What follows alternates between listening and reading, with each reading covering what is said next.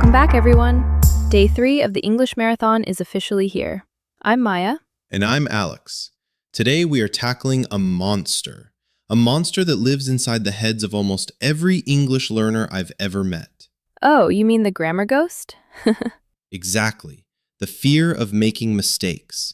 It's that feeling when you want to say something, you know the words, but your mouth stays shut because you're afraid you'll use the wrong tense or mispronounce a word.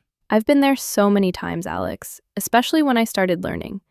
I remember being in a cafe in London, and I was so worried about saying, "Can I have a coffee?" correctly, that I ended up just pointing at the menu and saying nothing. I felt so small. And that's the tragedy, isn't it?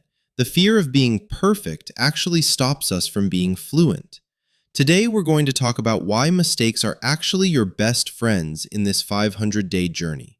So, Maya, why do you think we are so afraid of mistakes? I think it's because we treat language like a math test. In math, if 2 plus 2 equals 5, you are wrong, period. But language isn't math. Language is a bridge. That's a beautiful metaphor. If a bridge is a little bit shaky, but you still get to the other side, the bridge did its job. Exactly. If I say, "Yesterday I go to market," and you understand that I went to the market yesterday, the communication was successful. The mistake didn't stop the bridge from working. But we have this internal critic, that little voice that says, everyone is going to laugh at you. But here's the truth. Native speakers don't care about your grammar nearly as much as you think they do. In fact, most native speakers make grammar mistakes themselves. That's so true.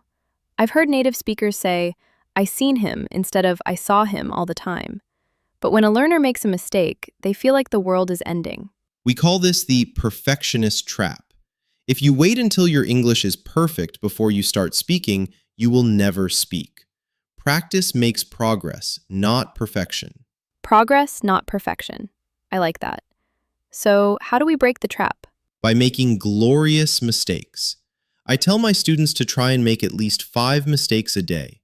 If you aren't making mistakes, you aren't pushing your boundaries. You are staying in your comfort zone. Oh, the comfort zone is a cozy place, but nothing ever grows there. Let's look at some words we used. Intimidating. Alex, you said airports are intimidating, and speaking can be intimidating too. Yes, if something is intimidating, it makes you feel frightened or nervous because it seems too big or difficult to handle. For example, speaking to a group of native speakers can be very intimidating. And what about internal critic? That's a psychological term. Your internal critic is that negative voice in your mind that judges you and tells you that you aren't good enough. In this marathon, we need to learn to mute that critic. I love that. Mute your internal critic. And I used the word stumble. I said I sometimes stumble over my words. To stumble usually means to trip while walking. But in speaking, it means to make a mistake or pause because you are having trouble saying a word. Everyone stumbles, even professional news anchors. And finally, fluency plateau. A plateau is a flat area of high ground. In learning, it's a period where you feel like you aren't improving anymore, even though you are studying. Most people quit when they hit a plateau, but that's actually when your brain is busy processing everything you've learned. Let's look at 2 ways to handle a mistake. Scenario A, the fearful way. Student, I have go yesterday. Stop speaking, looks down, blushes. Result? Conversation dies. Scenario B, the brave way. Student, I went to the office yesterday.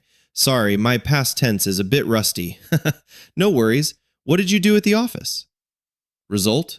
Conversation continues, and the student actually practiced self-correction. Scenario B is so much better. The student acknowledged the mistake, laughed it off, and kept going. Here is your Day 3 challenge. I want you to write down 1 embarrassing mistake you've made in English in the comments. Let's share them and realize that we are all in this together. Don't be shy. Every mistake is a stepping stone to fluency. If you don't have an embarrassing story yet, just write, "I am ready to make mistakes to learn." That's it for Day 3. You're doing great. 3 days down, 497 to go. Stay brave, stay consistent, and we will see you tomorrow for day 4. Bye! Don't let the grammar ghost catch